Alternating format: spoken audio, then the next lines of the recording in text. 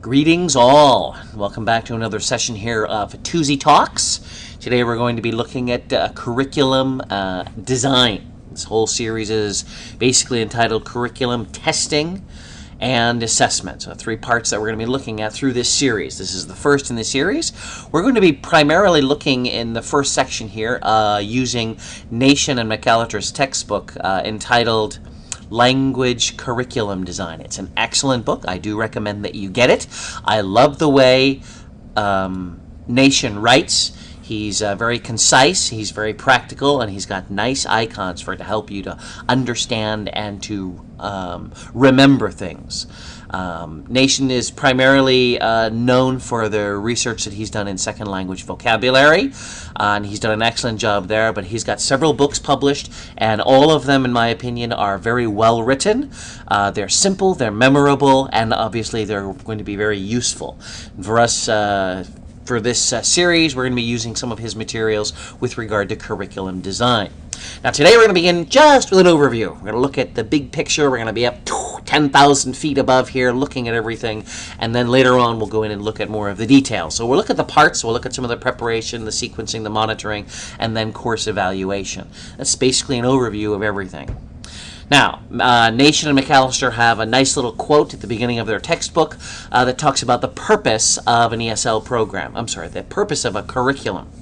The aims of a curriculum are to make a course that has useful goals, one, that are achievable, the goals can be achieved, that they satisfy the users, and that they do this all in an efficient way. So that's 4 points there.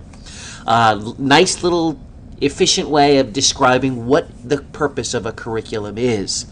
Now, it's rather general and generic, which is something that I like. Now, it can be applied to any course that you're developing, even outside of the realm of second language or foreign language learning. The aims of a curriculum are to make a course that has useful goals, that achieves those goals, that does it in such a way that they satisfy the users, and it's all done in some way that's efficient. Okay? Nice quote. Thank you very much. The next picture here is a graphic that actually comes right out of the textbook. And it's the whole picture of curriculum design in one little icon, in one little stamp that allows you to see the picture of everything and how it ought to be. I love this little graphic because it really does encapsulate all of the major areas that you're going to need when you're developing a curriculum. Obviously, you're going to be looking at things like a needs analysis. You're going to be looking at what the environment is that you're building. You're going to be looking at your principles. What research elements have you learned and understood and are going to apply? You also need to be looking at how I've got materials. How am I going to order these materials? How am I going to present these materials? How am I going to monitor to make sure everything is done in a proper way? How am I going to verify that the goals are actually being met? And so within this nice little circle here, we've got all of the components that we would need in order to build an efficient curriculum. So I do want to thank them. It's an excellent little graphic, and definitely we're using and looking at that again. Now, when we look at preparations for a course or for a series of courses, if you're building an entire program, there are several things that you're going to want to have to look at. You're going to want to have to do a needs analysis. You're going to want to look at the goals. You want to look at the environment. You're going to have to try to remember your principles. And then, of course, you're going to have specific goals. Real quickly, when you look at a needs analysis, what you do is you find out what the stakeholders need. You're going to find out what things they want to learn. What do they want to get out of the course? The students, the teachers, the school, any other stakeholders that are involved. What are they missing? What are they lacking? In order for me to find that, I need to understand what they already have. Okay, so I need to find out what they have. I need to find out where they want to go. And then, of course, I want to find out what they want. I don't know how many times I have seen people who have a good program, but the students aren't interested in what it's being offered because the desires that they have are going to be different than the desires of the other stakeholders. Anyway, that's one thing to look at. We also are going to try to get this information in a variety of ways. We can ask them. We can do an interview and say, hey, what do you want to learn? We can observe them. We can find out what they want just by watching what's going on. We can test them, find out what their abilities are and whatnot. In any event, we need a needs analysis. And I personally, I'm going to begin there with a needs analysis to find out what people need. Also need to look at the environment. I need to find out what's there, what's useful, what's not useful, right? What is the current situation that this course is going to be done in? How much time is it? How much how much time do you have? I mean, if you've done any research on foreign services and their research on the amount of hours that it takes to learn a language, you'll know that it takes hundreds of hours, in some cases thousands of hours, to learn a language appropriately. So how much time are you dealing with? How about the size of the course, the size of the classroom? What kind of hardware do you have in the room? Those are things that you want to look at. What about the students? Let's look at them. What's their age? What's their proficiency? What are their needs? Look at the teachers that are involved in the program. How experienced are they? Are they going to need support, or can they handle this all by themselves? Are they, is it, oh, look, I know it like the back of my hand. They know it that well. Are they going to be okay with any philosophy that you might want to imbue within this program that you're building? Or aren't they? So you have to learn and understand that. You want to look at the entire environment, the classroom, the students, and the other stakeholders like the teachers or the administrators. Look at that environment and understand that you have to live in that environment. So when you're building this curriculum, you have to keep that in mind, okay? The environment. You also want to look at the principles that you may have seen / learned / understood from the research. Now, there's a lot of research out there in regard to speaking and listening and reading and writing and vocabulary and other types of acquisition, be it discourse or grammar, the semantic elements of language learning, a lot of different things that you can look at. But there is research to show, hey, here is the better way to do this. So, for example, Nation and McAllister, they talk about how for many textbooks they put together a whole bunch of things that are associated with one event. Like they put everything in the kitchen that belongs in the kitchen, and research indicates that's probably not the best way to learn vocabulary. Or putting opposites together. It's probably not the best way to do that, but often textbooks do include that. Follow the research. If the research is indicating that a more eclectic point of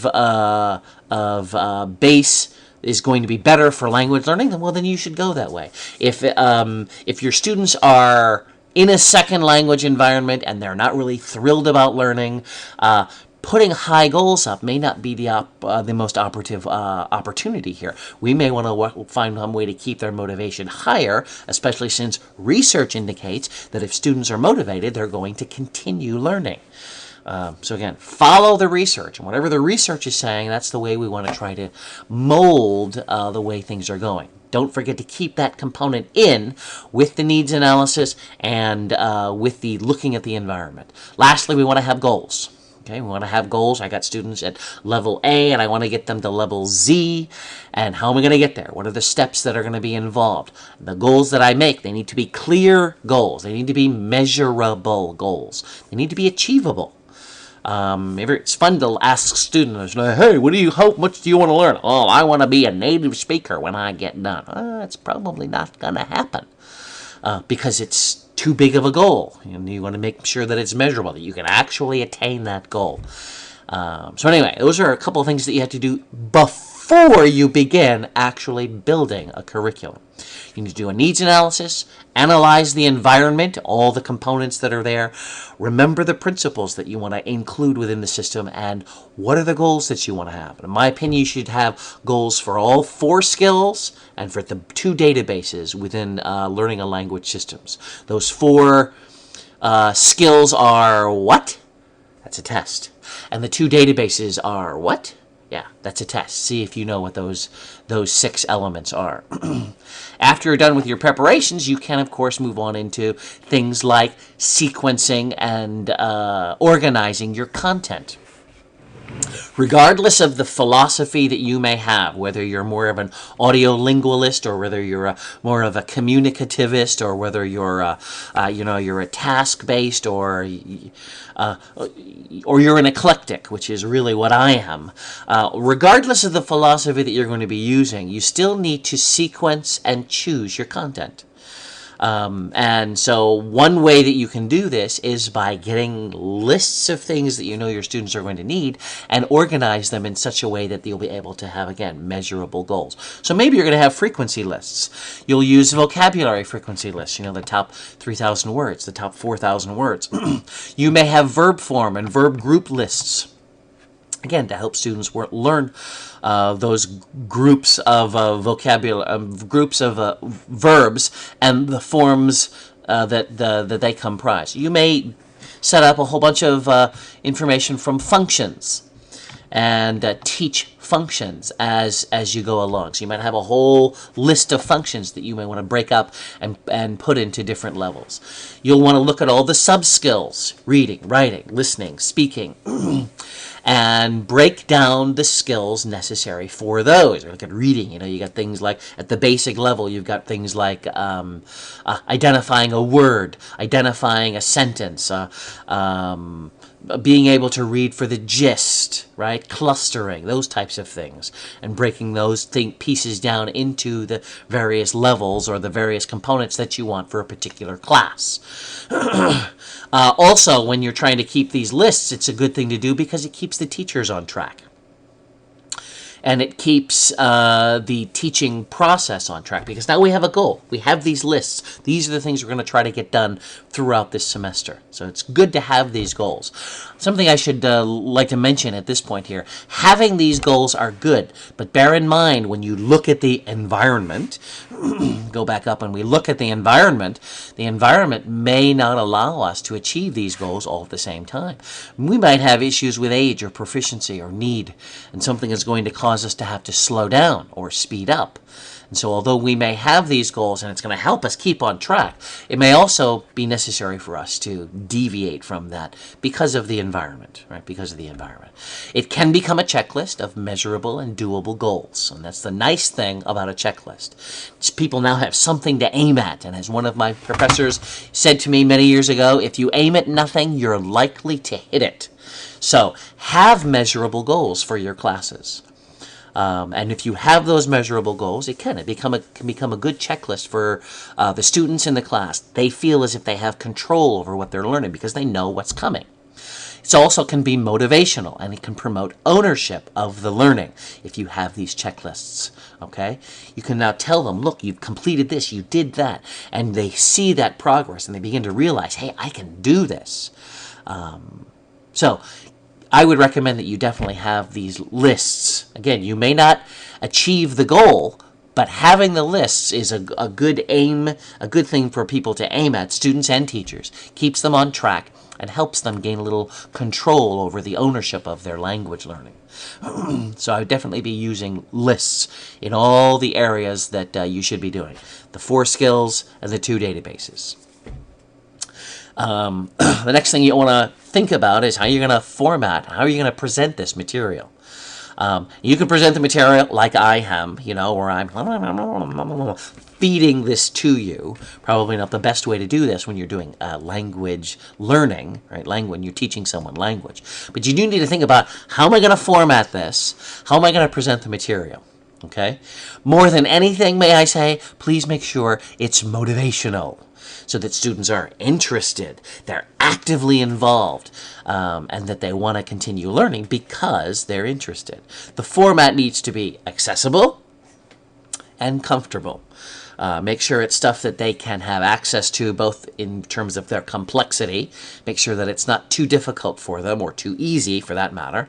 And make sure that it's something that they can feel comfortable with. Not that it's easy, they feel comfortable with it. Make sure that your formats are there and that they're in place, and that once they learn these formats, students feel a little bit more comfortable because they begin to develop a routine, a habit for learning in your classes. So that's a good thing to have, some type of an established routine in your classes. It doesn't have to be the same routine all the time. I do remember years ago when I was studying Spanish, my good Spanish teacher, Mr. Banner, would have a game that we would play. And at least once or twice a week, we'd have 10 or 15 minutes where we'd play the game. And it was an exciting thing. You'd keep points, and you'd be on teams, and winners would get prizes. And so it was a really nice thing. But it was something that we expected. We knew it was coming. It was part of the schedule. It's good to have stuff like that. Obviously, because of the environment, because of how students are learning, because of what they like or don't like, you're going to have to tweak things, obviously, your format, your presentation. You can't do it the same way every time because people are different. Students are different. You're going to have some students who are just off the wall crazy and they like to do a variety of things and be more spontaneous. And then you're going to have other people who are, they toe the line. They do their work. They follow protocol. And they want to learn in a more regimented way. Well, then you modify what you're doing in order to meet the needs of those students. So you may need to tweak your presentation in order to meet the needs of your students. But you're going to want to have frequency lists. You're going to want to have to remember to format your materials in such a way that it's exciting, accessible, comfortable, and helps students gain a little bit more control as to the learning environment. Next thing that you're going to want to be doing is monitoring and assessing the procedures. Okay? You've looked at the needs, you've looked at your users, you've looked at the environment, you've looked at the goals and your philosophies from research. You've collected your materials, you've organized them, you set them in some type of measurable checklist for your students. Now we want to make sure that they're actually learning the stuff that you're presenting. And of course, you've got to figure out how you're going to present. So, how do you monitor? Well, one thing you can do is do self-checking.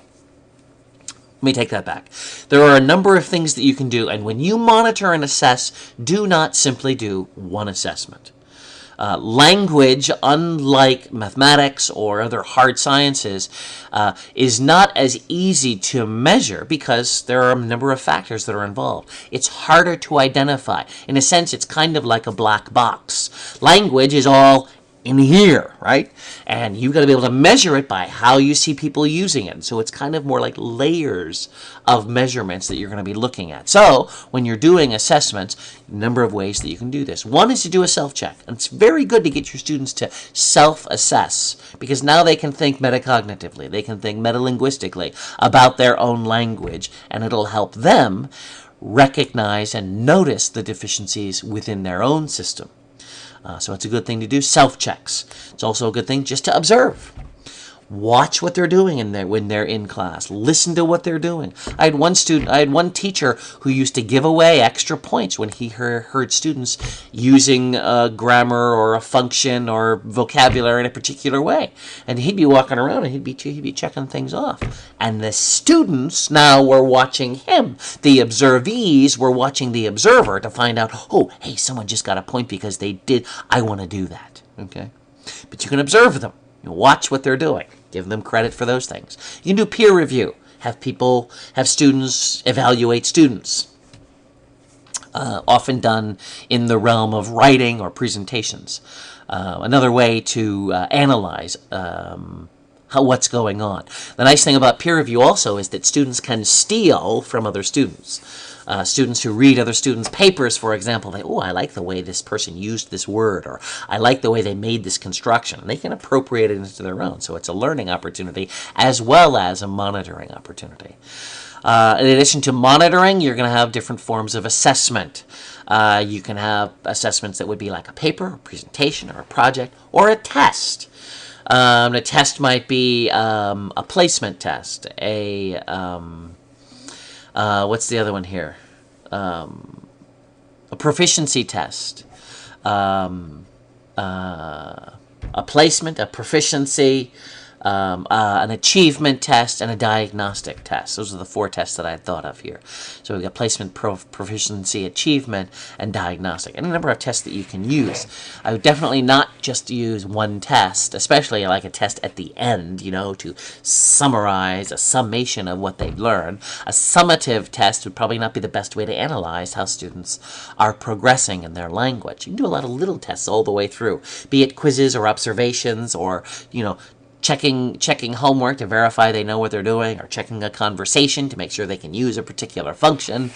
A whole bunch of little formative tests as you go along, and these all pile up, and eventually it becomes, hey, there's the test where I can see, there's the assessment that I can see how well this student is progressing. So as you're going through and thinking about this curriculum, you need to include opportunities for monitoring and opportunities for assessing. Now, you're all done making the course, right? You've You've gone through this entire process where you've you've looked at the needs, you've looked at the environment, you remembered your principles, you got your content, you sequenced your content, in a form of scope and sequence, which we'll talk about later. You've decided on the format, the presentation, you have assessed them, you've got your goals, and of course now you're going to be looking back and say, is this a good test or not? Is this a good class or not? And a number of ways to decide whether it's a good class or not. Maybe you're saying, hey, it meets the needs. It's a good class. All right, that qualifies. Or maybe my learners are happy, They didn't learn anything, but they had fun, all right? Might be a way that you say, yeah, it was a good class. Or maybe, hey, this course made us some good money, okay? Might be a way that you might say, hey, that's a good class. Or it's popular. Or the teacher's happy. Boy, I had fun with this class. I enjoyed this class. Maybe it's because we obeyed the rules. I did all the things that I was supposed to do. This is a good class. I got good results. I saw progress with my students' skills. That might be a good class.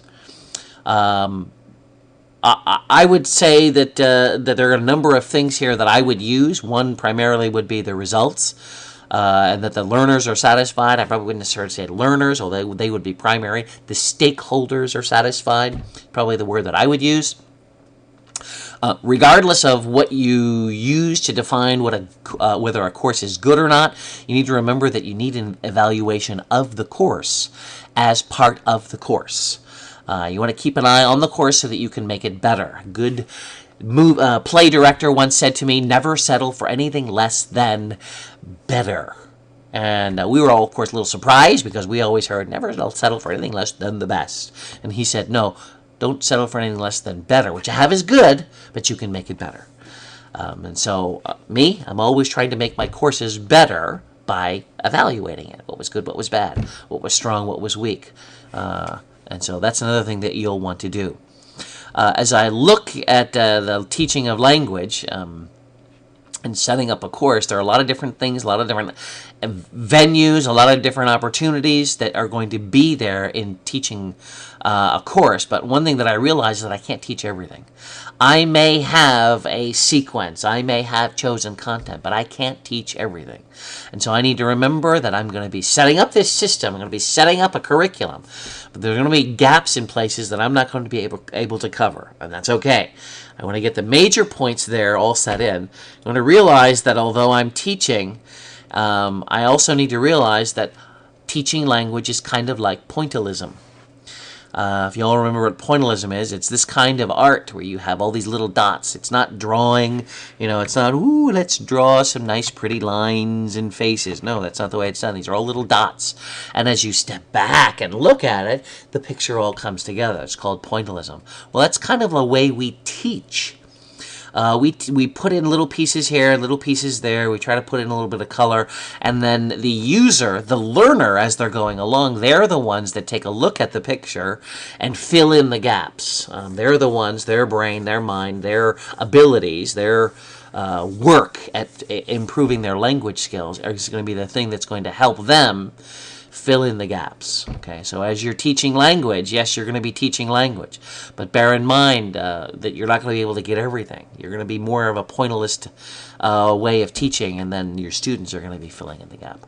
That's all I have for now. I'm glad you liked this little overview, or at least I hope you did. If you do have any questions, kindly drop me an email or leave me a note down below, and I'll see you later. Have a nice day.